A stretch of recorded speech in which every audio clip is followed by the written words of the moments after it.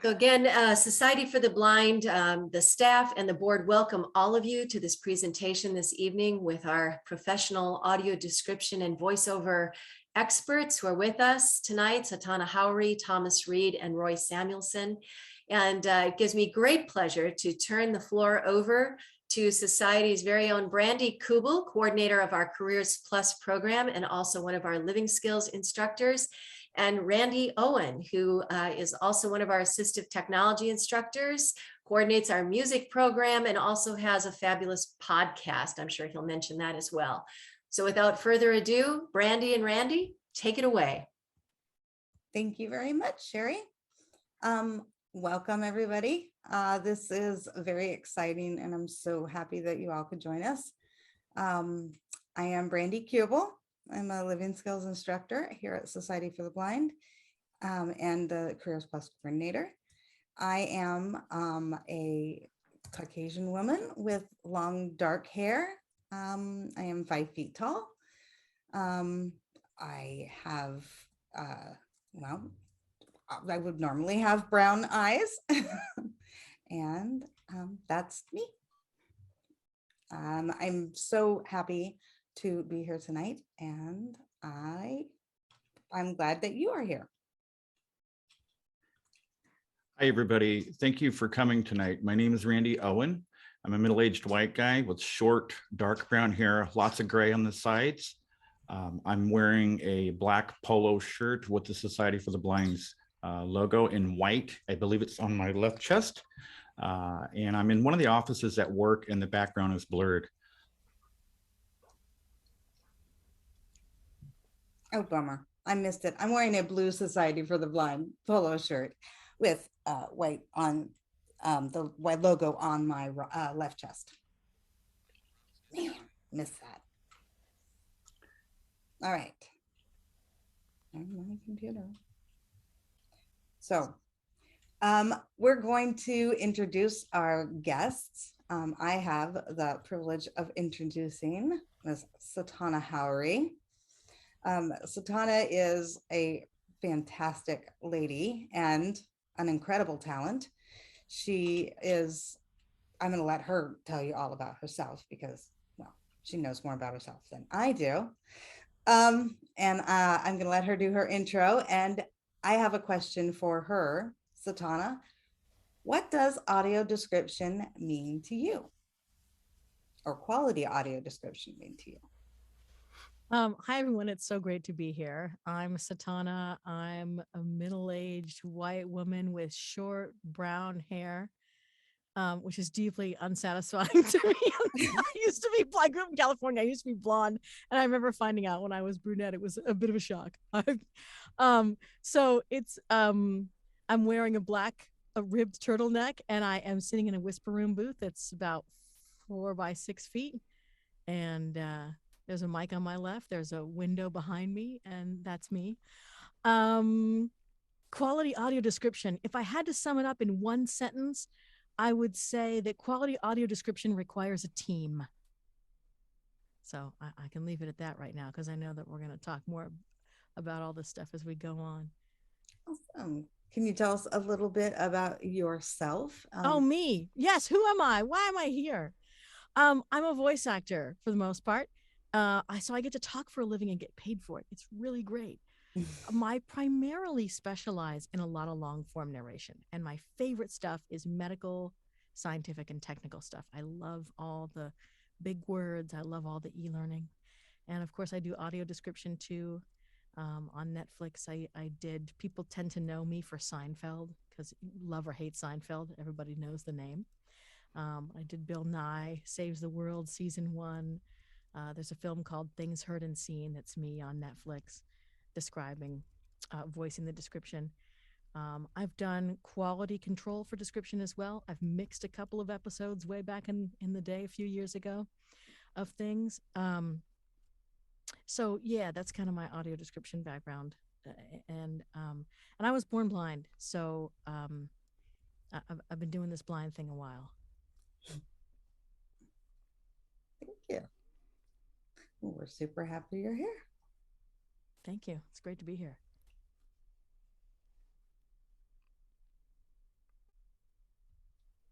I think you're muted, Randy. Hi, so our next guest is Thomas Reid.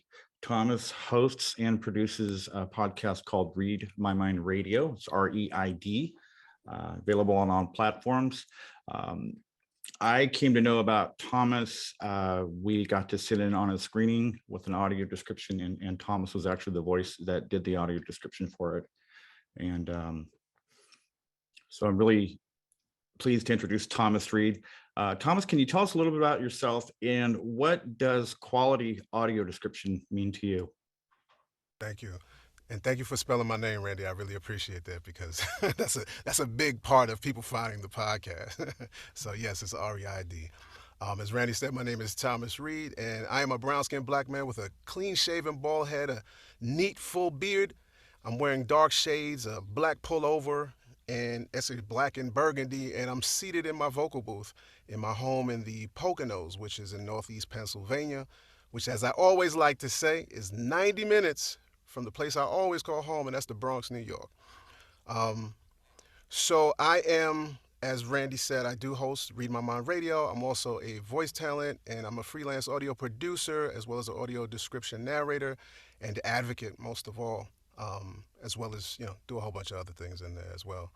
But in terms of the question, quality audio description, like Satauna said, I'm pretty sure we're going to get into the components of audio description. So the script, right, the narration, the mix, all of these things that have to kind of come together to make it work, right? And like the narration just has to kind of be in there. All of that has to work to keep us as listeners engaged. And I think that's a real big part of what good audio description is to me, because so I'm someone who lost their sight as an adult, and one of the ways that I like to describe good audio description is if I'm in a conversation with someone about a film, television show, whatever the case may be, and I have to say something like, "Hey, when did that film come out?" And I put a date on it, because if it's really good audio description, I have images that are in my mind, and like I remember seeing it. And so if I find out that, oh no, this came out after 2004, oh wow, that was good audio description. Okay, because it's so vivid in my mind. So I'm sure we'll get into some other things that I think about audio description, what makes them up, what makes that up. But again, I always like to say audio description is so much more than entertainment, because good audio description is going to allow me to think about that film, think about the creation, think about it from the artistic perspective, think about what it means to me in my life. All of that comes from good audio description. The end. All right. So next, I have the happiness of introducing Roy Samuelson. Roy, I've known for a while now. He was actually the first person I contacted to do this presentation. Randy and I interviewed him for the Beyond Barriers podcast, and he graciously said yes.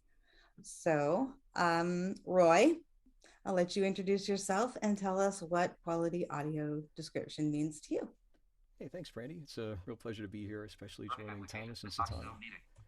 So I'm in a small, dark recording studio. I'm a tall white man with long, poofy, and kind of feathered hair with wired headphones, wearing a black t-shirt with braille that reads, "Fashion is for everyone."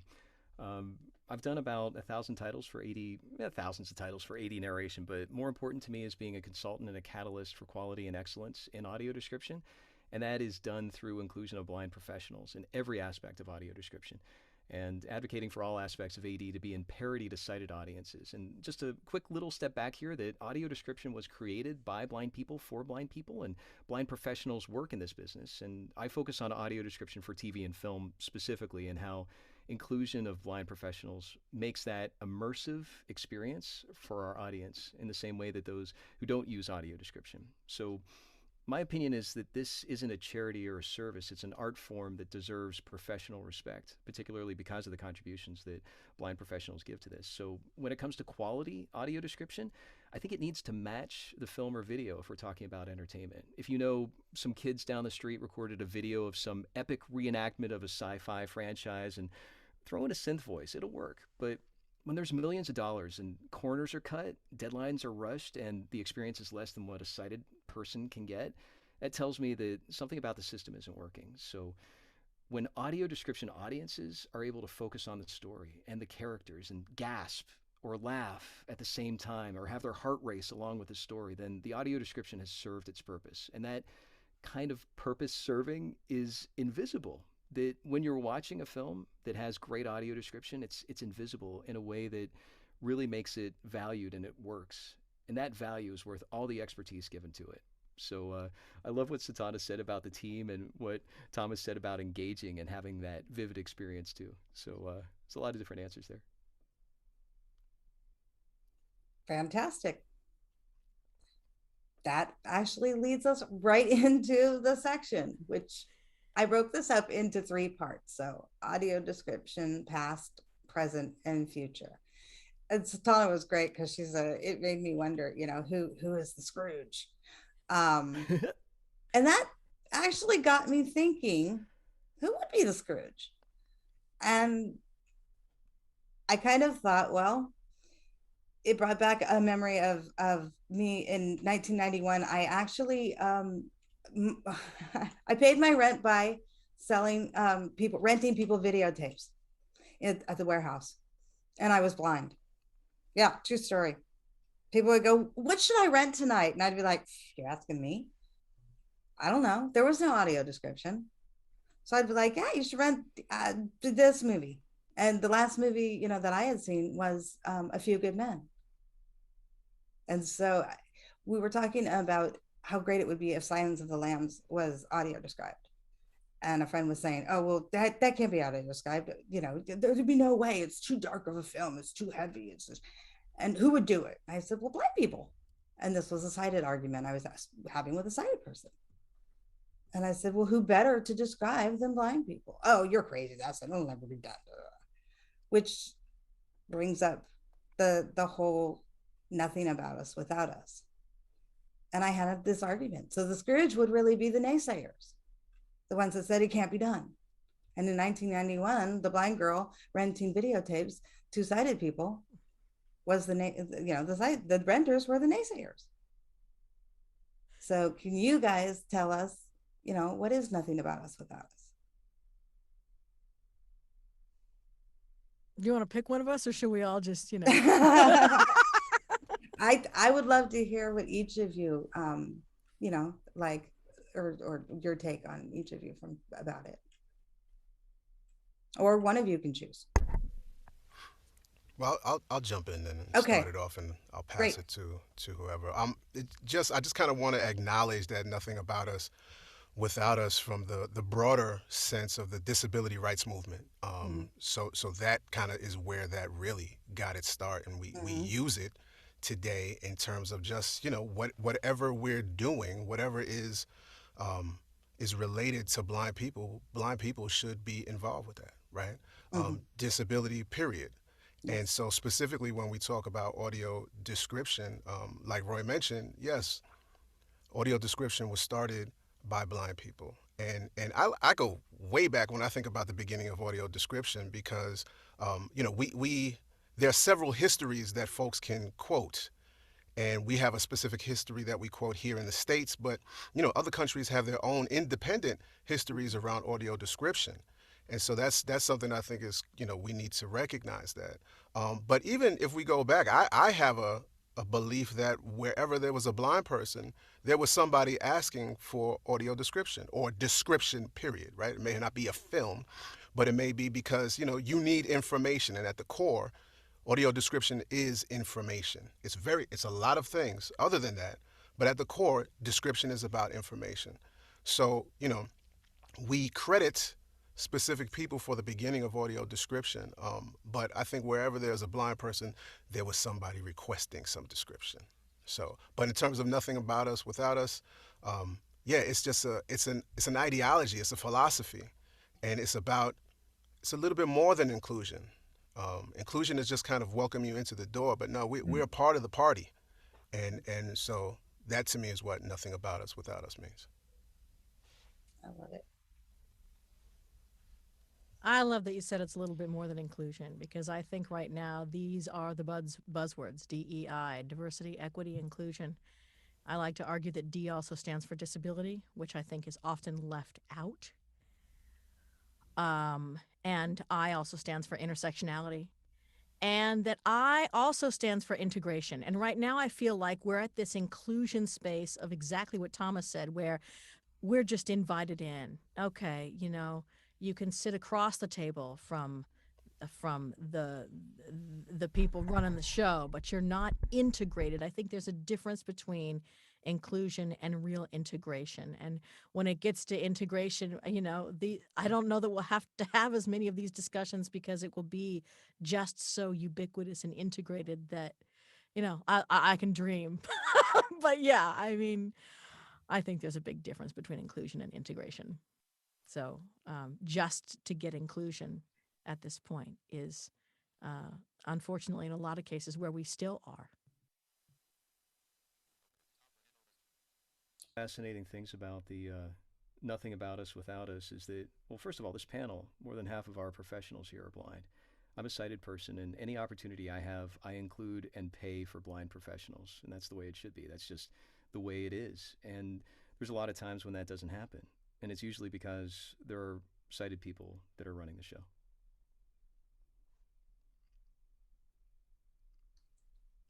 Now, who does in the that brings up a really good question. So if in the teams, you were talking about a good team, who does the writing and who does the voice talent? So again, I think what's really interesting is that there are so many different roles in audio description, and that catch-all term describer really gets tricky because there's so many different talents, and doing all kinds of aspects of this work and showcasing the different roles has been a very deliberate messaging that I've been trying to put out there, that you can see the change and the subtle shift that's happening with respect that this work is getting from the various angles.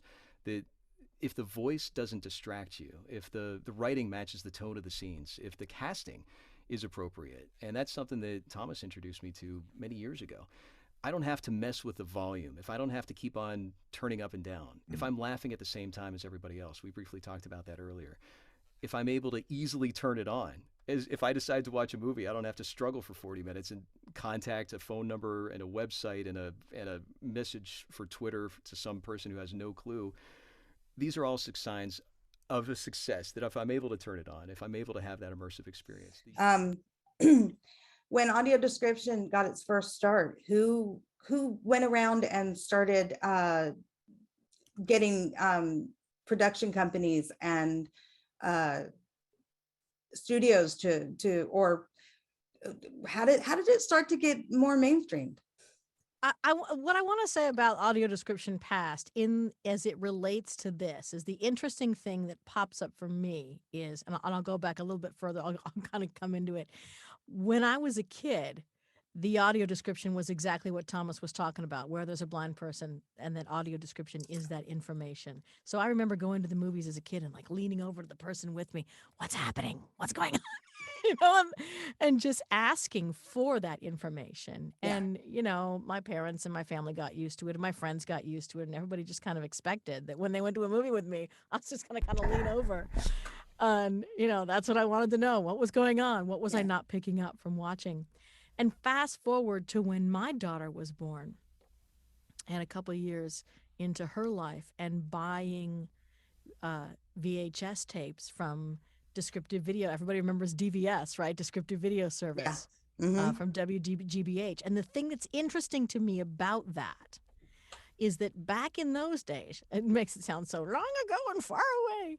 Back in those days, it was WGBH that handled the distribution. So it was not so much the networks or the studios. They just sort of went, they would give their movies to GBH, and there was an agreement that happened there, and GBH handled the sales and the distribution of it. And I think that's, I'll talk about why I think that's interesting when we get to description present. But for me, that's a really interesting thing about description past. Yeah, so one of the other things I guess that's interesting about description past is how you know, the audio description now today, when we think about it, especially within the community, we mainly think about it in terms of television and film, but it really started in live theater. And then going from live theater to the WGBHs and working that, you know, and you know, continuing on. But I also, again, nothing about us without us. I always want to shout out the work that blind people, blind consumers have done to continue and to increase the demand for audio description, to increase that from a legal perspective. So shout out to the ACB, and that's no preference on either side. It's just ACB has done a lot of work, and so they should, you know, I tip my hat to them, and for all the work that was done in order to get that bill passed, the CVAA. And so, you know, that's part of that same effort, right? Because if that mandate wasn't set down, we probably wouldn't have as much audio description today as we have. So shout out to them. Yeah, advocacy really does make a difference. Always. Yeah. Great. Yeah, that's the questions I had for present. Roy, do you have anything to add before we, that's for past. Roy, do you have anything to add before we move on to present? I think I'm going to do another transition here. All right. When I'm thinking about the FCC mandate that only covers broadcast TV, I still find it fascinating that recognizable streaming services are providing 99.5% of all audio description content outside of that mandate. And there may be some behind the scenes litigation or negotiations or discussions, but I also think that they recognize the opportunity of reaching our 30+ million blind and low vision audiences. And with that, I find it fascinating that distribution is handling audio description. That confuses me. Like the creative post-production and production side would be the ones who have the story in mind and the vision and the budget to apply for AD. But right now, it's the distributors that are handling dozens, hundreds, maybe even thousands of titles. And I think there's a temptation when there is such a huge amount that's being managed to have this kind of check the box, we did it mentality when it comes to audio description. And so that kind of makes them think that it makes me think that they're doing the very least that they can. That's not the companies that create AD. I think those companies have great opportunities and bring really unique approaches to AD. Some examples are including the dubbing tracks along with the AD for languages that are not, let's say, English in this example, or pre-describing characters or sets. There was a recent article that in, I think the BBC, or forgive me if it's not the BBC, it might be ITV. Yeah. Thank you, yeah. One TV that pre-described the characters or sets like Thomas said, the live theater does. And I think they also understand, or they need to understand, the importance of hiring blind professionals in this work. Satana and I are working on the Audio Description Awareness Day with Bold Blind Beauty. This is going to be our third year. Thinking about the Television Academy, the home of the Primetime Emmys, that they featured an article with Satana, and there was a panel with Thomas. And, you know, as we had mentioned earlier, that there's this New York Times article about alt text, that these kinds of things are growing awareness in a way that is going to affect how AD, I think, systemically is going to change.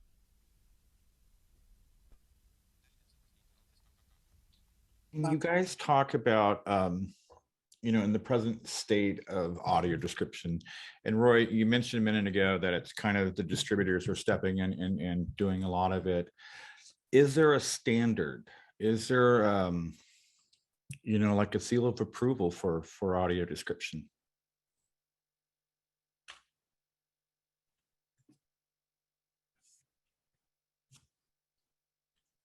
Well, I think we're looking at so you for much. this one. Yeah, go.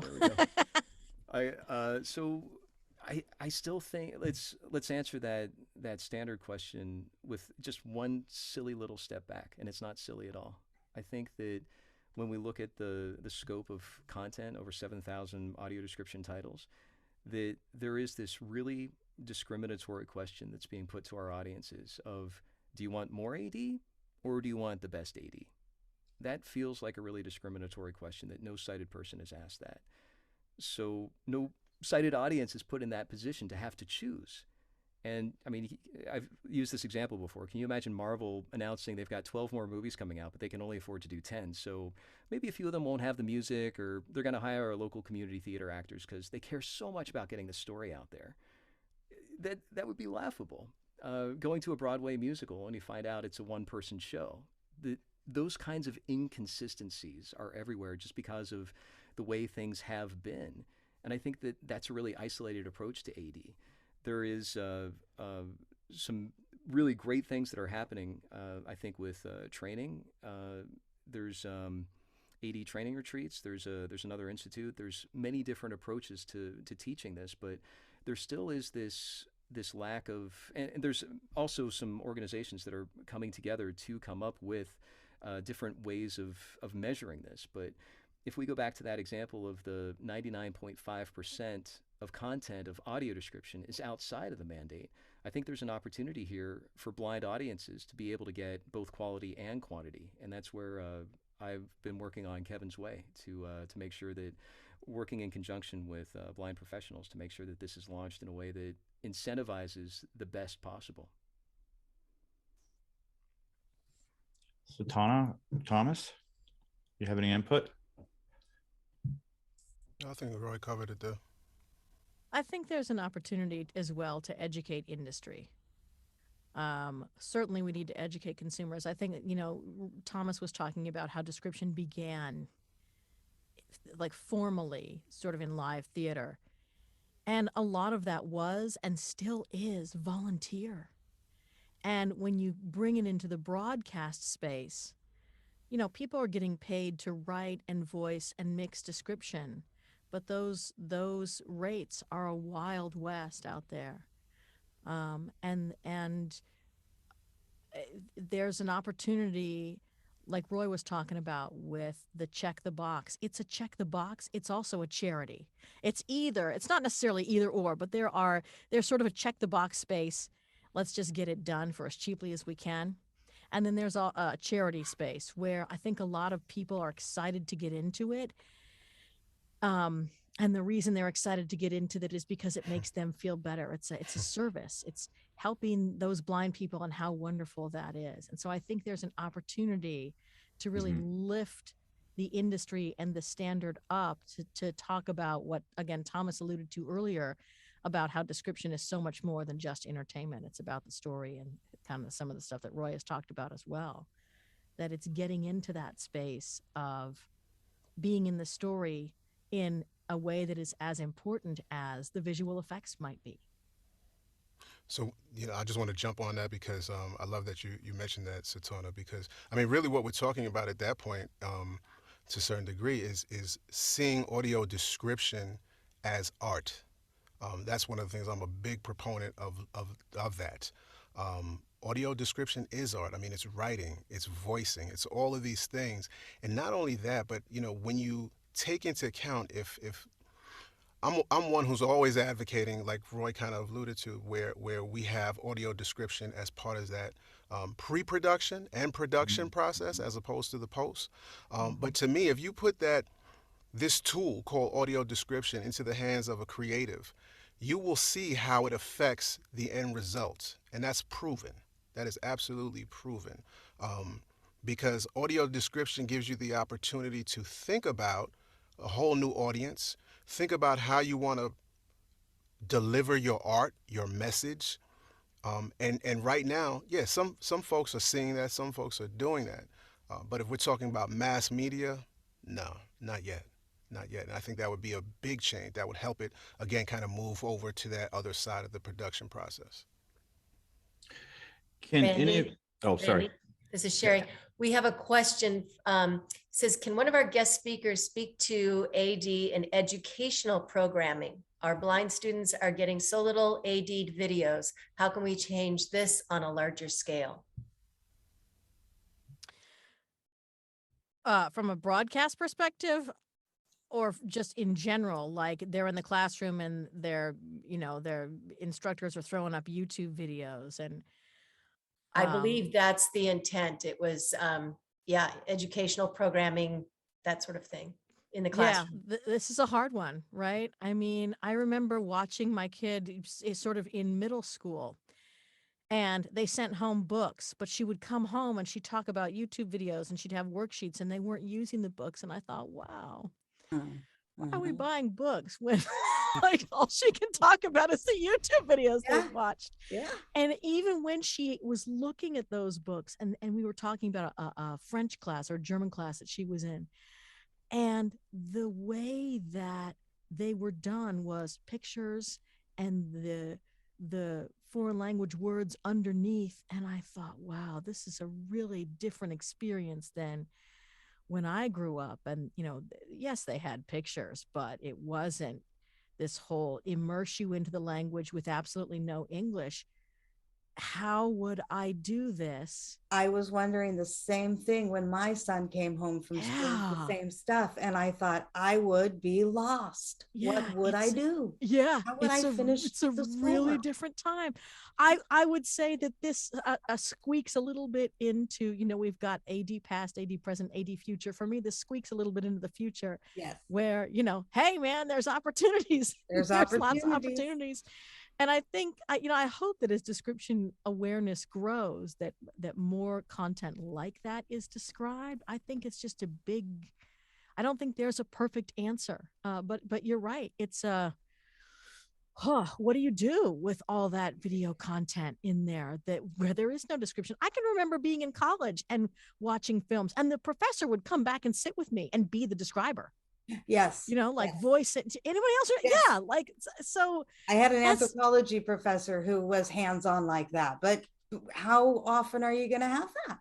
No, and when you're growing up with this amount of video content from, you know, kindergarten, first grade on, it's Very a good challenge. questions. It's I a think that challenge, age yeah. matters too, because Yeah. Satana does go into the past as well as the future, right?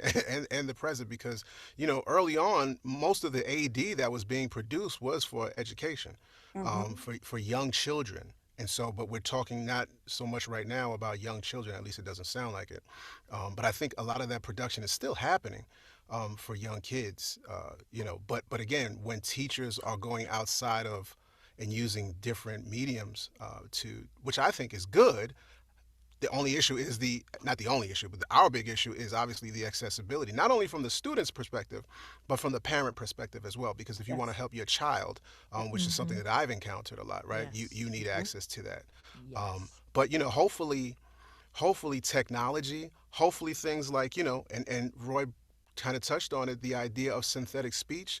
To me, this is some of those areas where synthetic speech could be really, really helpful, like a YouTube video, because, you know, it's a different sort of listening, it's a different sort of consuming at that point. So I think there are, yes, hopefully that would be something that will help in the future, and we can focus on education. And not so much our relaxation and entertainment with that synthetic speech, but that's just my opinion. No, I love it. Yeah. That's why we're here. That's why we're here. And if I can throw in, I also think that one of the things that's just so beneficial right now, it's a good time to be blind. Services like Be My Eyes and IRA. There are times when I want a more subjective description, or I want multiple perspectives. And it, you know, if you've ever walked down the street with two people, you know that you'll get an entirely different perspective of what you're passing, because everybody filters it through their own, you know, set of world views kind of thing. You know, to walk down the street with my mother is a different experience than walking down the street with my daughter or my husband, you know? So,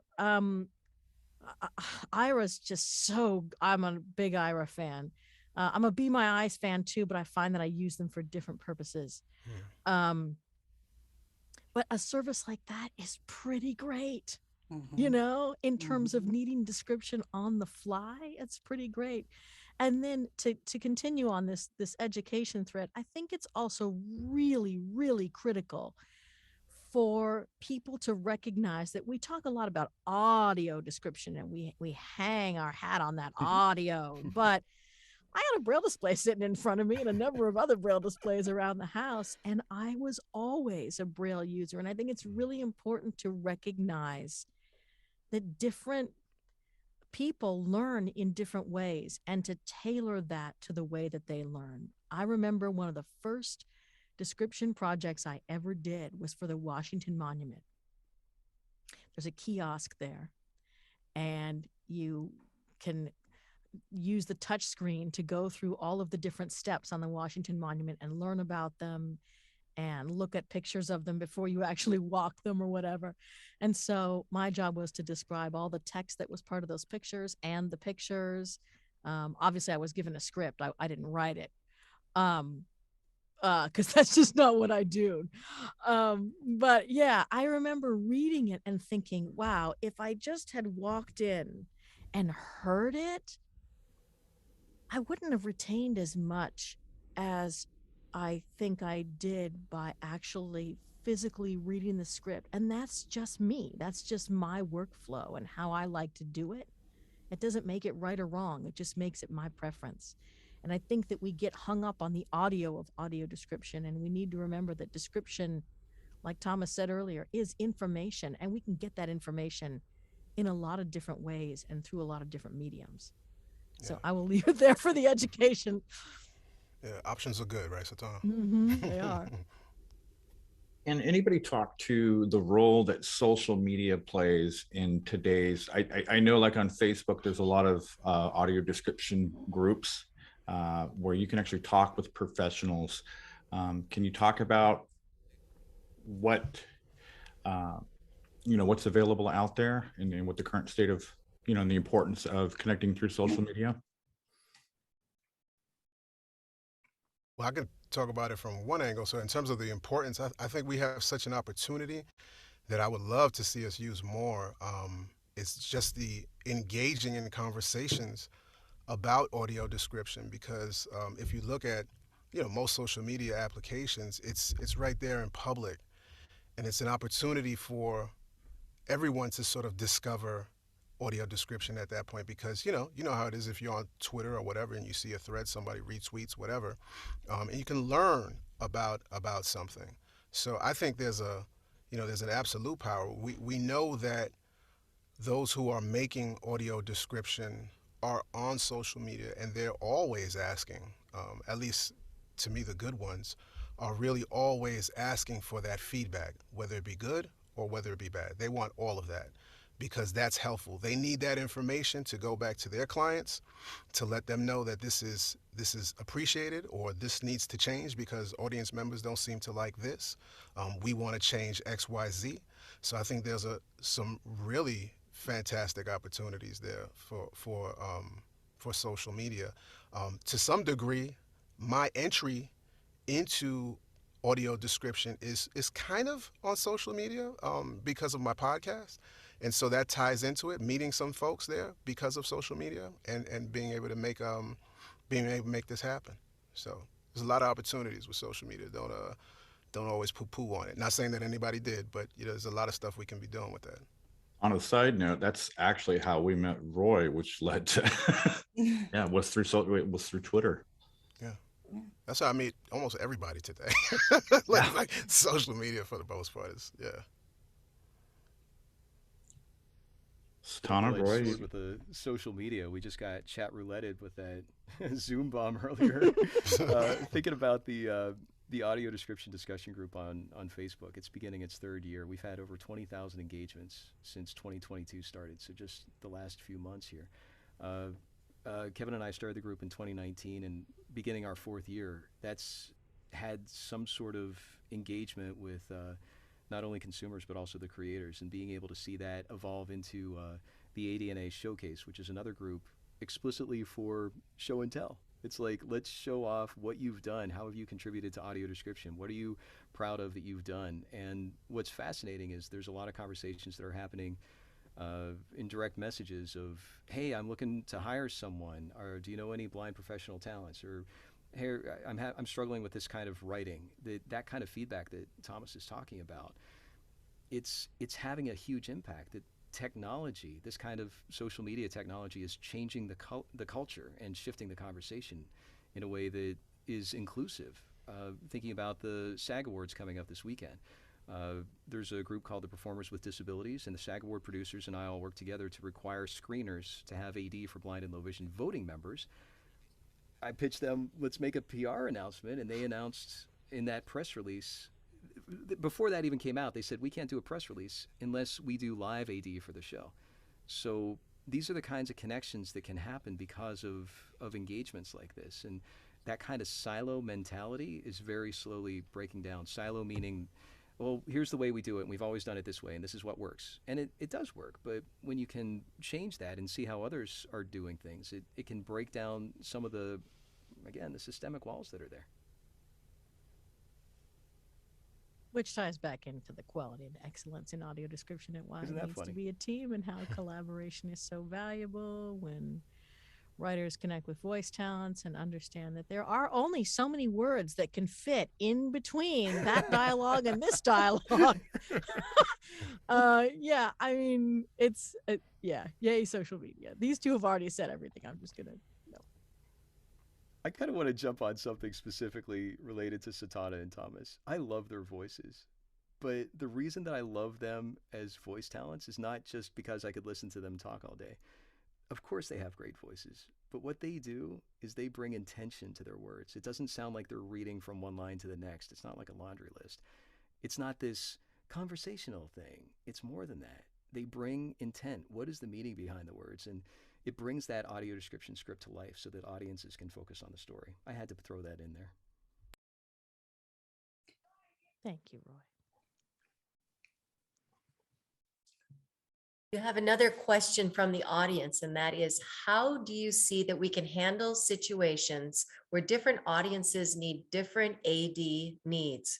For example, someone wanting to find out a lot about costumes and clothing versus someone who just wants to know the actions that are happening. I can jump in here and start that if you don't mind. Mhm. So yeah, that's a really interesting one. You know, when we talk about any sort of access, we're always risking, you know, you can't sort of serve everyone to a certain extent. But you know, the idea of getting a lot of information, there's a lot of us who want a lot of information. And I think the whole idea that Roy talked about, that ITV in London has done, which is, you know, creating some informational, you know, an MP3 file or whatever that gives you access to that pre-show information, gives you access to all of that scenery, the characters, all information about the characters, their cultural information, right? Their, what is it? Their wardrobe. All of this stuff can be done not in the, you know, the small time that we have available in a show, but it can be done prior to that. So if someone wants to get that information, it's there for them to get it. Someone who doesn't, you don't have to go get it.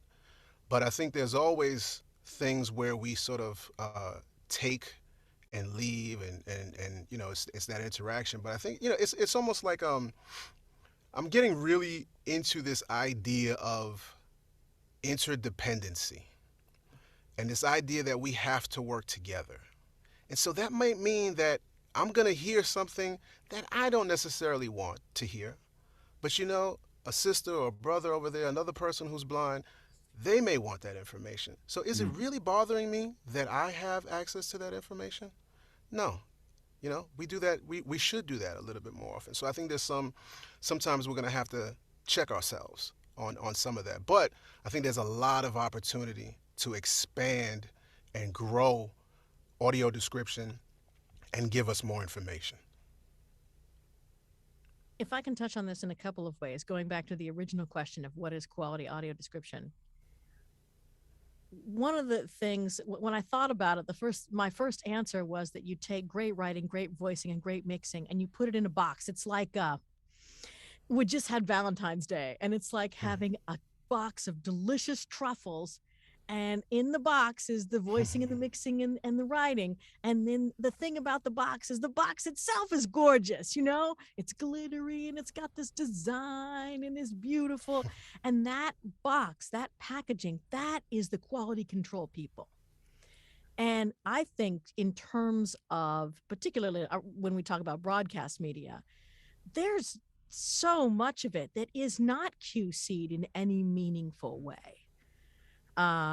Especially as we move toward companies that are using AI, you know, their objective is to squish it all down to as few people messing with it as possible and just get it done.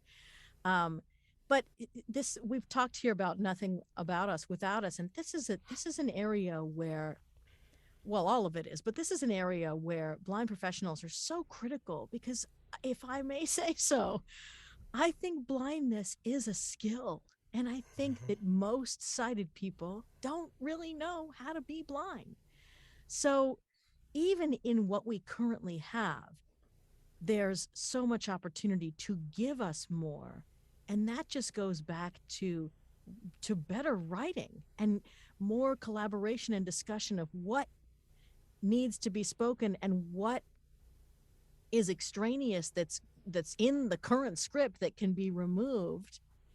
I think that if you're not living blind consistently and you haven't practiced the skill of it, you don't necessarily know how to effectively listen. The first thing that you default to is looking, because Absolutely. that's just, it makes sense. I get it.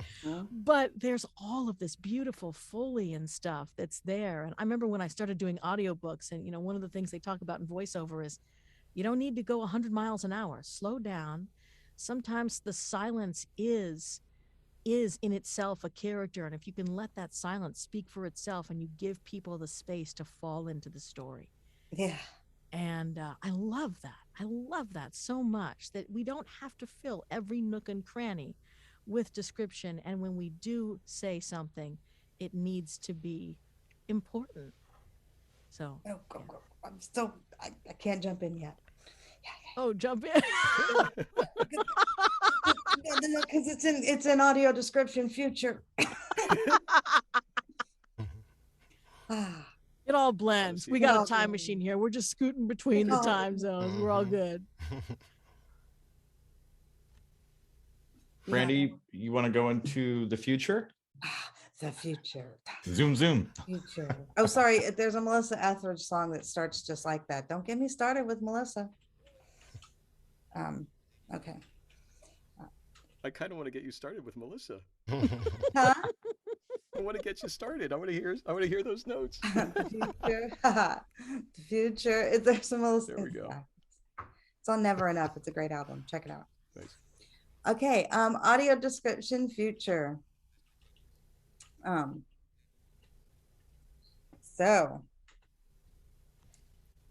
Audio description across all medias and platforms and streaming services and all that good stuff.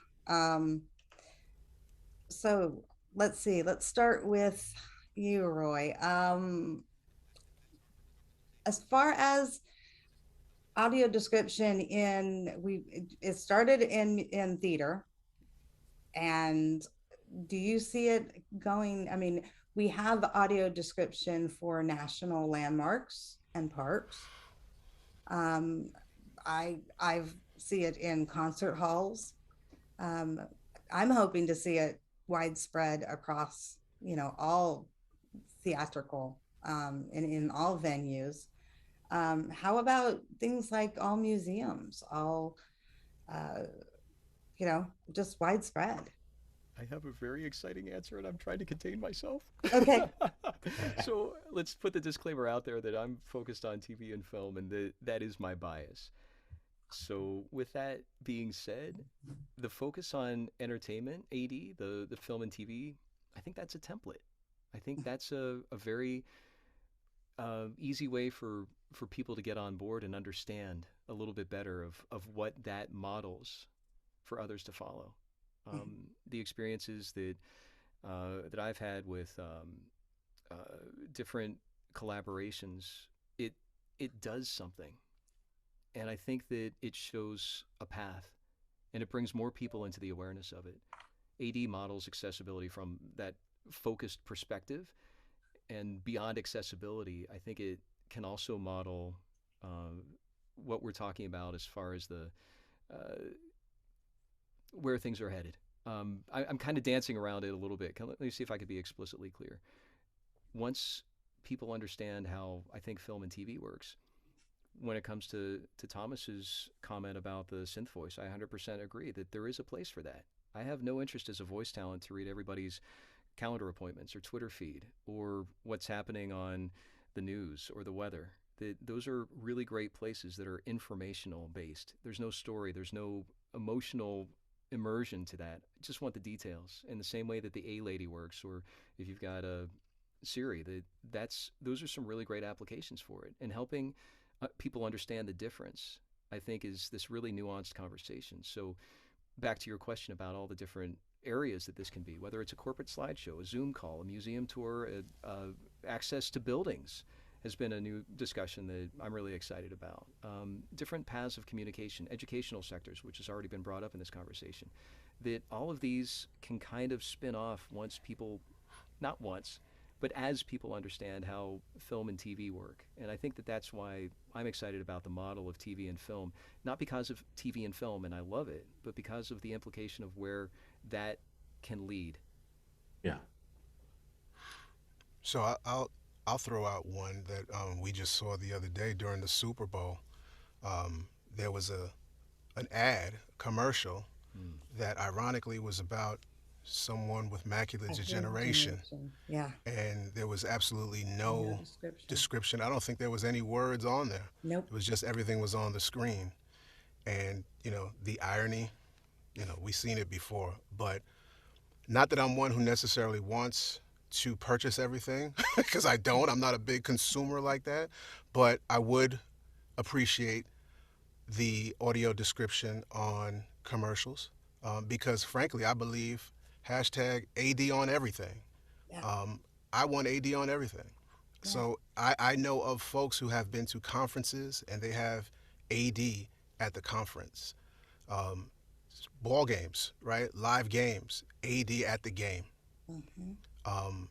I don't care what it is. If it's content, if it's information, why wouldn't I deserve access? Mm-hmm. So if somebody wants to tell me that, then maybe we can have a discussion about it. But from my point of view, AD on everything. Yeah. In my dream future, the charity factor has been removed. Mm-hmm. So I love that you brought up the commercial, Thomas. I had a story about Braille magazines, getting them in that AD past of mine personally, and they're books. The magazine that the sighted person gets is small in comparison to the multi-volume magazine that's in Braille. But one of the things that was up with the Free Matter magazines, the Free Matter for the Blind magazines that were sent to me when I was a kid and all in Braille that are all electronic now, is if you were going to do that, you couldn't put any ads in those magazines. Those magazines were, the same magazines that your sighted friends would have, but they would have no advertising. And I know that advertising is everywhere, mm-hmm. and people get really tired of it. But if you've never been exposed to it, there's a certain amount of stuff that one sees every day that one just gets used to, mm-hmm. and makes jokes about and comments about and Saturday Night Live skits about. You know what I mean? And if you've never seen it or experienced one of these ads, you're not as clued in. So there's such equity in creating description, and at the same time that there's equity in bringing description to commercials, I want that equity to carry over into the payment of it. I am tired of people doing it for the sake of doing it because they want to give people access. That's lovely. It's still in the charitable space. And if we, as people who are blind, cannot find a way to move from being seen as the consumer to the professional, and if this has to move from being just the charitable check the box, isn't it wonderful accessibility thing, to something that is really seen as valuable. And I think when you look at captions, that's the case. I mean, you hear people talk about, even my mother said to me recently, oh, I love the captions. I have them on all the time. Even if I don't look at them, if I need to, they're there, and I can mute the TV and I can look at them. And, you could do the same thing with description. You could walk into the kitchen and you can still know what's going on because you're hearing the description. My dream future too is I want a couple of days a year where all the sighted people have to turn the description off. Like it's just automatically on, and they have to turn it off instead of Yeah. us having to turn it on. It is always the extra step that we have to do. So yeah, I would love to see less charity and much greater awareness, and I'm looking forward to that in the future. And I think that we're in a growth industry right now. One of the things, if I can come back to the present for a second, I think that description, because of the CVAA and because of the streaming services getting on board and so forth, there's a lot of people who are dipping their toes into this description space. So I think there are people who've been doing this for decades who are really kind of trying to find where they fit in now. How are they relevant to description as it is now? Because whereas they might have been the big fish in the small pond, the pond has suddenly turned into a lake that's going into an ocean. And there's a lot more fish, and that also means there's a lot more opportunity, and that's a great thing, and I think that's just going to continue. But I want to acknowledge that I remember when I started voiceover, I saw the same thing. You could tell the people who'd been doing this since the 80s, 90s, and these online casting sites were showing up, and how dare these online casting sites, and the industry is changing and morphing, and I think there is some grief and pain for people who've been doing this a while and kind of thought that it was all figured out, and it's not. So that can be painful, but from the perspective of blind folks getting involved in this, I think that's also really, really exciting. That brings me into the next, what kind of blind people are doing this, because for the TTS voices, the synthesized voices, although it might be a synthesized voice reading it, that would, somebody still has to write it, and job creation for people, and the pandemic has definitely changed workplaces. People aren't necessarily needing to go to studios to do this. They can do it right from the comfort of their home. I know for a fact from the gala, Thomas, that your tricked out studio is a closet. Wink, wink. Yeah, it is. Because you were called out on that one. Absolutely, yeah. Although Purposefully. your costume changes were fabulous. Thank you. Thank you. So that really opens up the opportunity for people as well, and there's so much there. It just seems like there's more opportunity out there, and I think as people have equipment, one of my students asked me, what kind of equipment do you need to start doing stuff like this, and I said that's a great question to ask our guests. Sure. So I do want to touch on one thing, and I can definitely say, in terms of my equipment, but you sort of mentioned the pandemic, and a lot of us sort of benefited, and I hate to say it like that, but you know what I mean. But it wasn't, when I think about it, I think the pandemic was more like an excuse, or maybe an opportunity. Maybe that's a nicer way of saying it. But I think, for me at least, I think what had to happen first was a shift in attitude. Because without that shift in attitude, in my particular case, and shout out to Eric Wickstrom and Liz Gutman from IDC, because they are the ones who believed that it was important to get blind people involved in their particular company.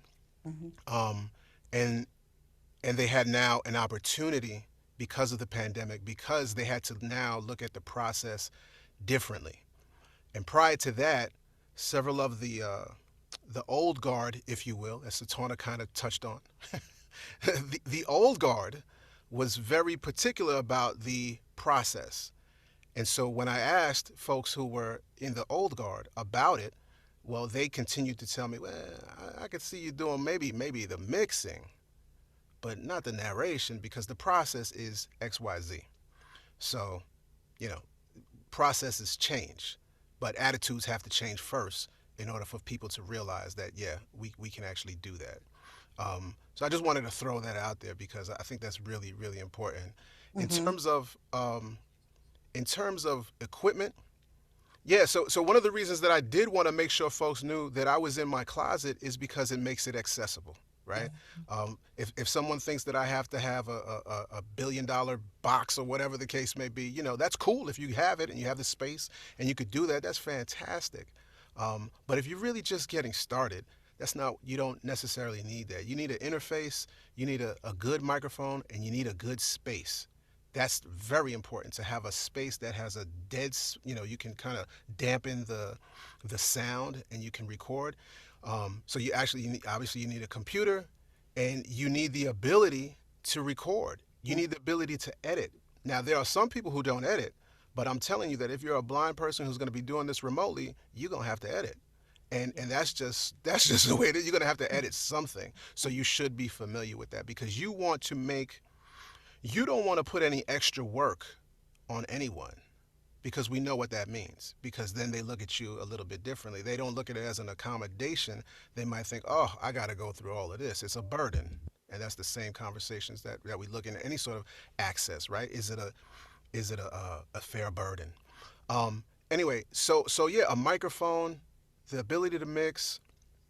And there's, some of this stuff you can, my microphone is not an expensive microphone. It's a standard Shure microphone, probably about $150 or something like that.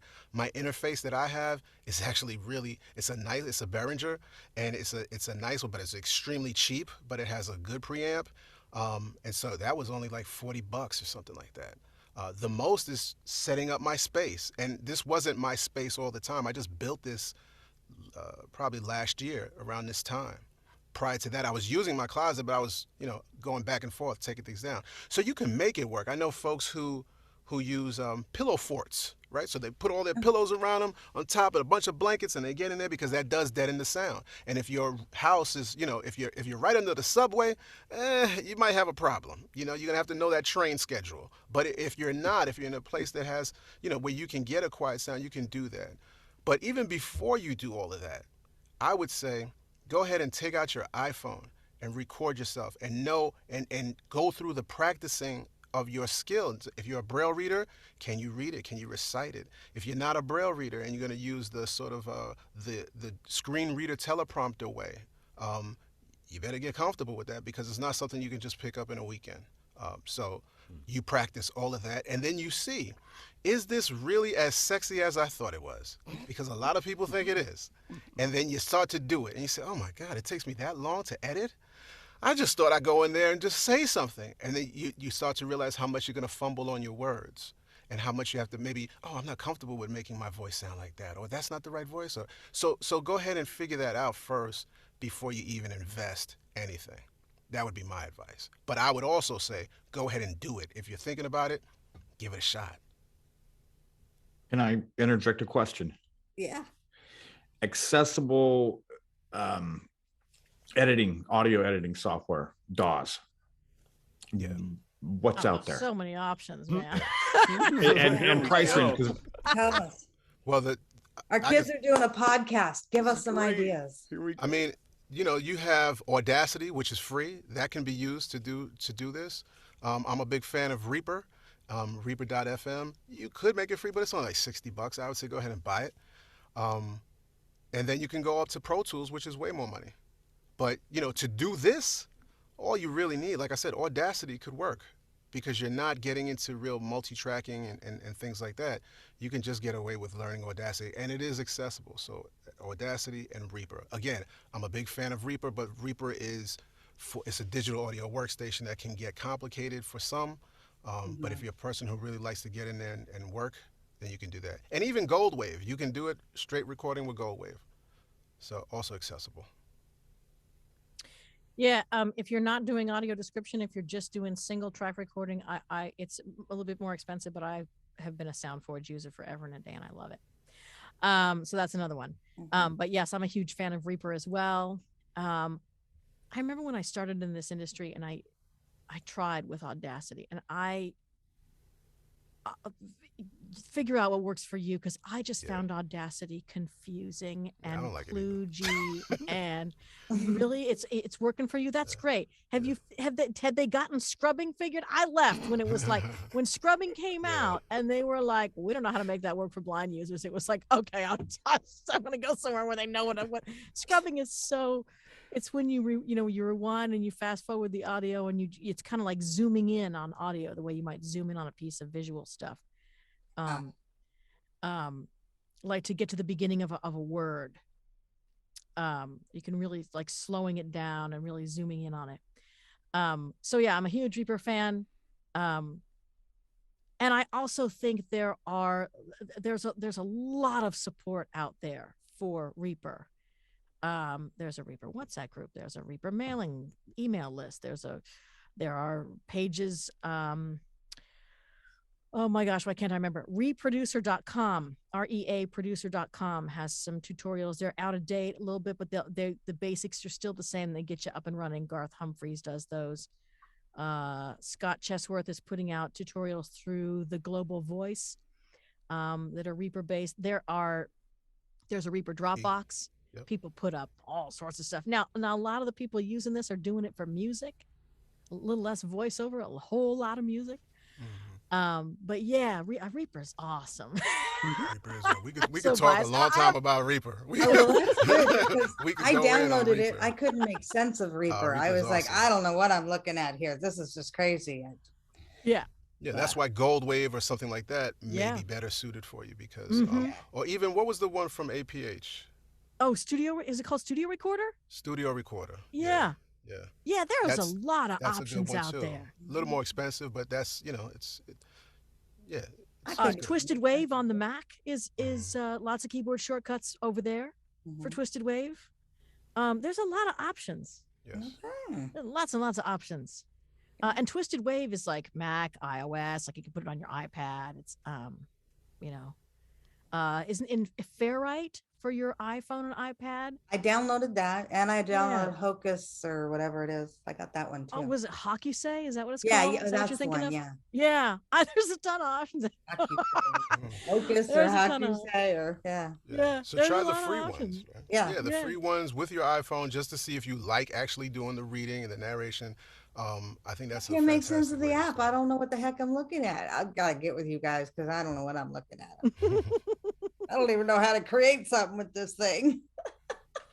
Well, you got to get more comfortable with your phone first. Oh no, I'm comfortable. Oh, making fun of me because I didn't.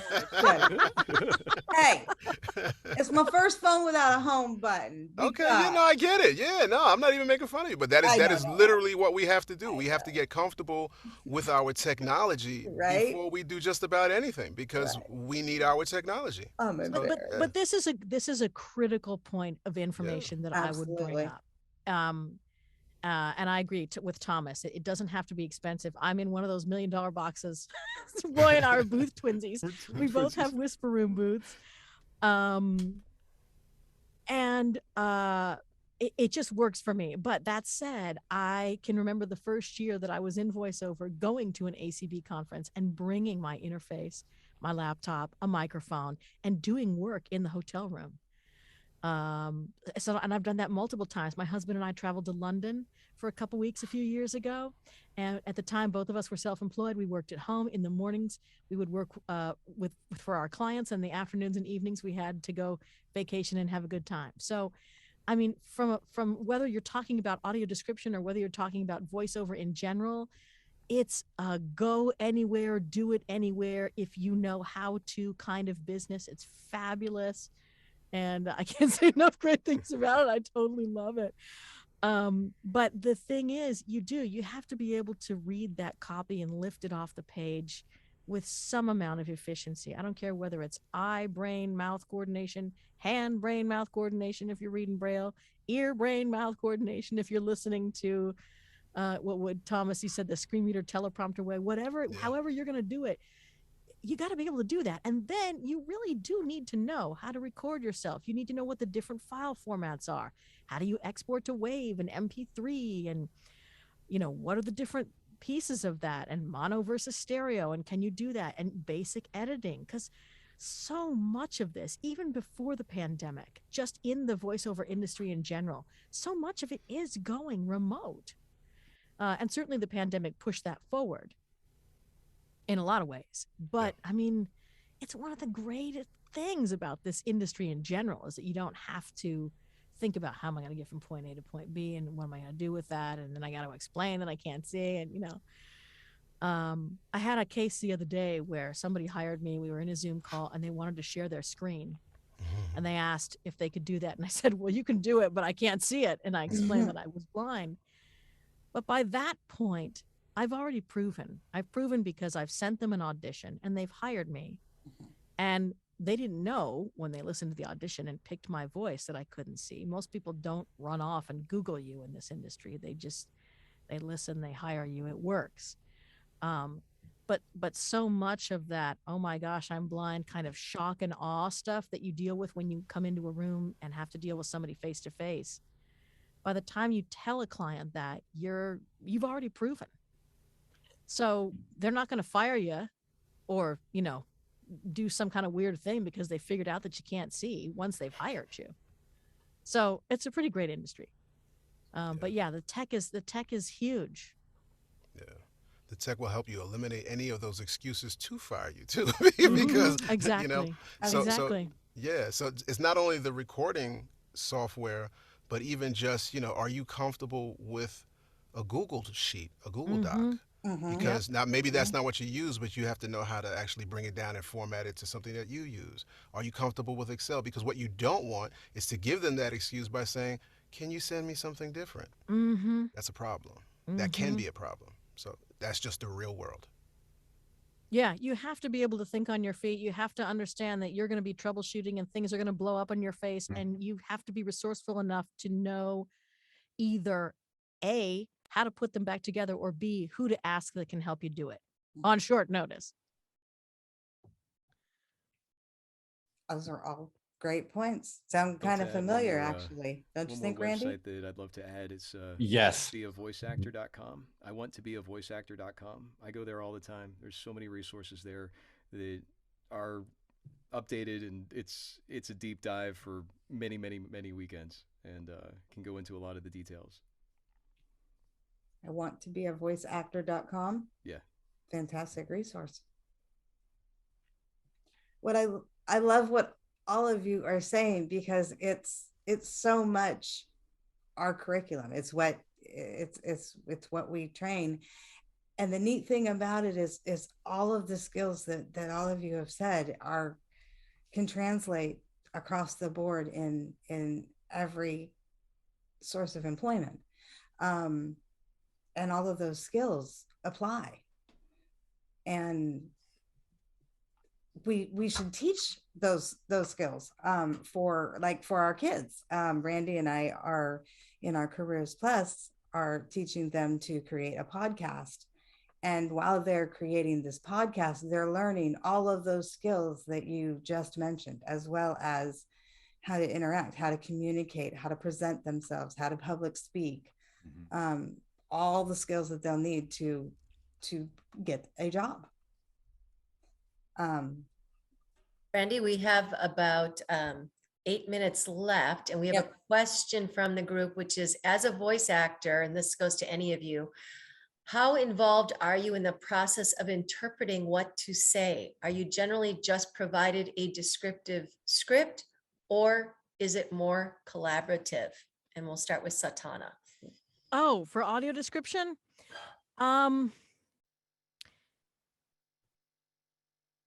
Generally, I get a script, and if I need to change a few words here or there, I can.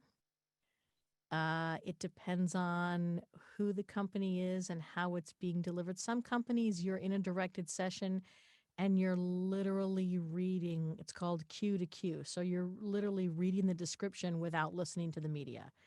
You're just kind of reading each line twice. Somebody's there picking out which one they liked best. If they need you to read it differently or slower or faster, they'll tell you. And, you know, if you run into something and you're like, what is that? That is a weird sentence. You know, they might be able to pull up the media or something like that. when I did Seinfeld, it was within a software platform where I could change some words if I needed to. So it really kind of depends on the company, but for the most part, look, you have to assume that by the time they get to you, you're not going to change a whole lot of it. Even if you can change a couple things here and there, you should not be doing any serious rewriting by that point. Because as a voice talent, it's not your job. Because that's not what you're being paid to do, you know? So most of the time, no, it's you get a script and you pretty much stick to it. Now, in terms of interpretation, there's an interpretation in the way that that description is read, right? So my favorite is when I have the media underneath what I'm saying, so I can hear what's actually going on in that media, in the original TV show or movie or whatever. So you get a sense of what kind of scene is this. So you can better tell the story because you can hear what the sound design and what's going on in the show in your headphones, if that makes any sense. I know Thomas and Roy have comments about this. There's no way they don't. No, I mean the only comments that I would add are, in terms of receiving this, and it's definitely different for each company. But in terms of the script, sometimes there are the cues that are in the script, like say this fast, brisk, or whatever, or there might be some things about how to emote, if that is in there. But in terms of like commenting on the script itself, there have been times where, and these were mainly like independent projects that I worked on with some folks, where my feedback was really something that was sort of invaluable. And so it had to do with, I think there was one that I remember was like how they referred to, for example, the white cane. And I was like, nobody says that, right? Like, no, it's not. I forget what they called it, but I think they called it a blind cane or something like that. And I was like, no, I know you had a stick thing. Like now, okay, if they're from like England or something like that, they use that. But here it was like the blind cane or something. I was like, nobody says a blind cane. I said that's a white cane. And so, oh, okay, oh, great, oh, because that would have been, and so sometimes you can have that input, and that goes. I say that specifically for a reason because, that's that added benefit of, in that particular case, hiring a blind narrator, right? Because we're sensitive to that, and that goes with culture as well. There have been things where I may have made a comment about, and it may have been something about something in the African American community. And I was like, you sure you want to use that? Like that could be problematic. And so explaining that. So I think we do have that opportunity, and I think we should look at that as with some value, right? Because use your identity, use those things that you have that are specific to you to add some value if you can. Go ahead, Roy.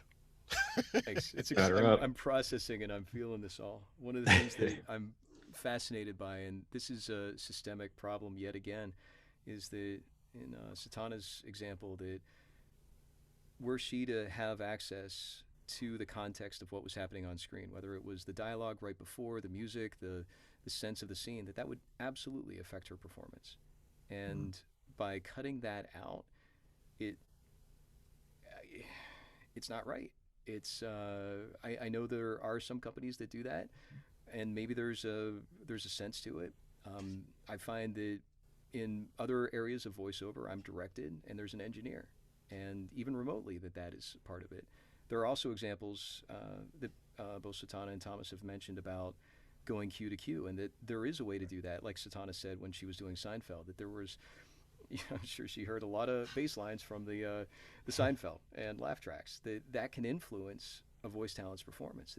There are so many resources that we can use to bring to life the words, and cutting that out is not fun. One example of cutting thing out that was fun was the line of dialogue, the line of audio description where it says the doorbell rings. I cut that. But it's like, right, exactly. Anyone who's not laughing. But it's like, there's there's something to that, and I think that goes back to the quality thing at the very top, that we are building quality, and I think there are a lot of really good intentioned companies that are figuring it out, and they're doing the best they can with the resources they have, and those resources are thankfully expanding, again, because blind professionals are involved in this work.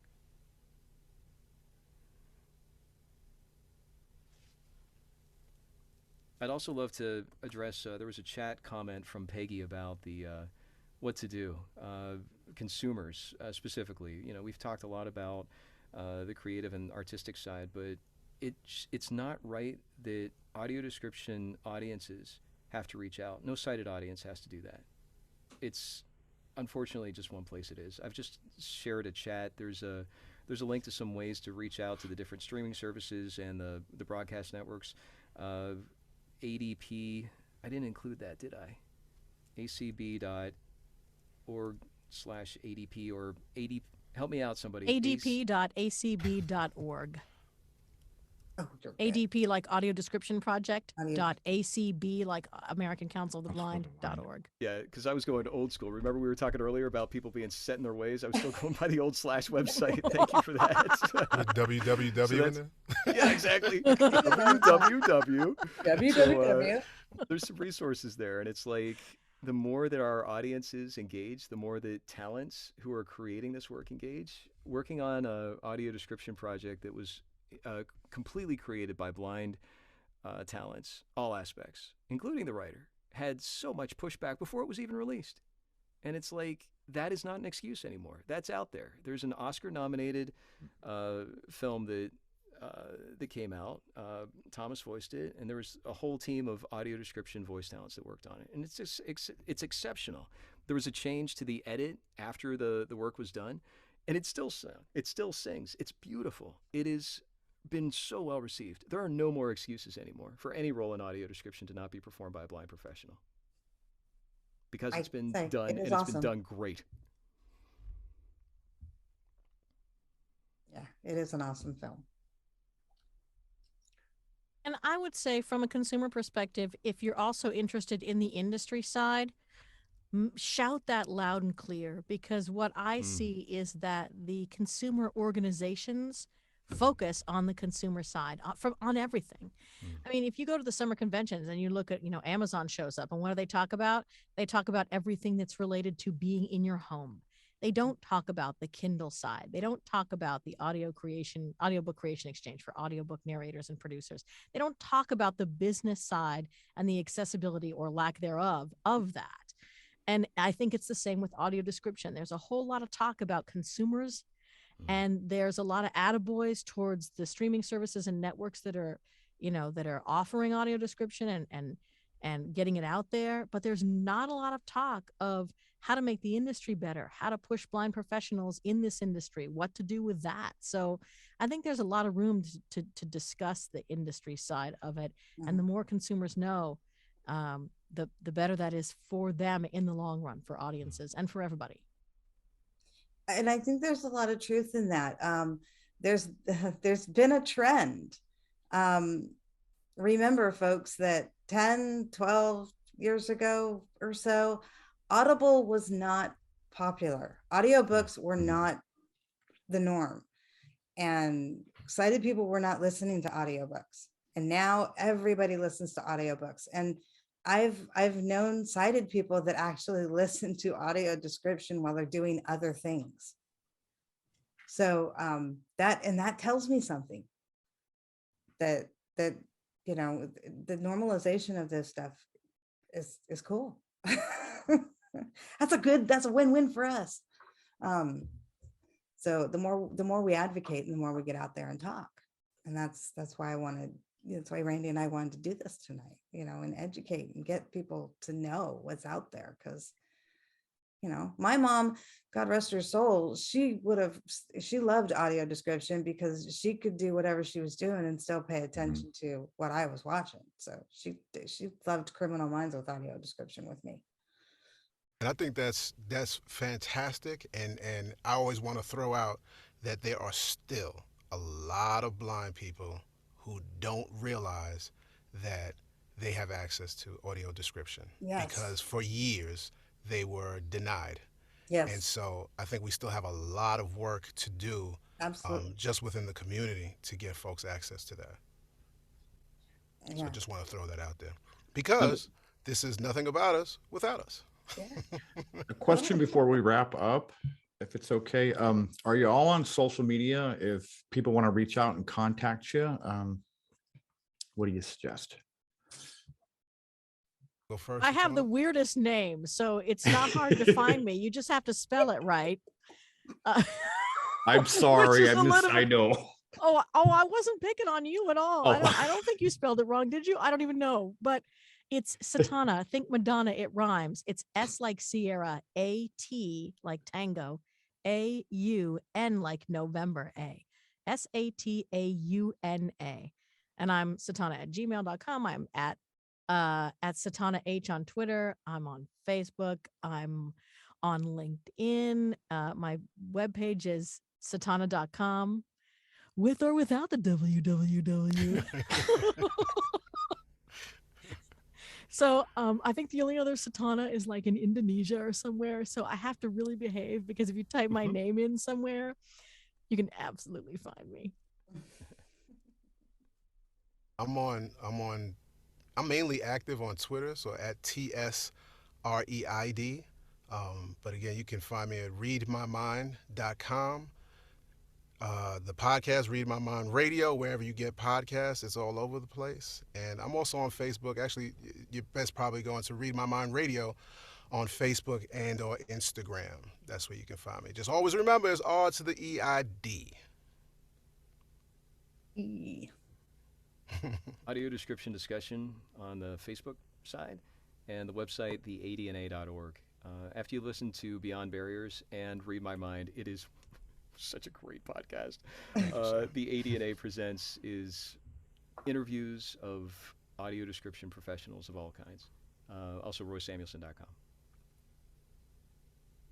Thank you. Very cool. Thank you guys very much. What quality audio description means to me is that I get to participate in the conversation afterwards. So I thank the three of you for helping me to communicate in the conversation afterwards. That's the best part. No longer am I like, what are you guys talking about? And it's always feels so awesome. So thank you for coming tonight and for giving your time to share with us and with our clients and our consumers and our community. We really appreciate it.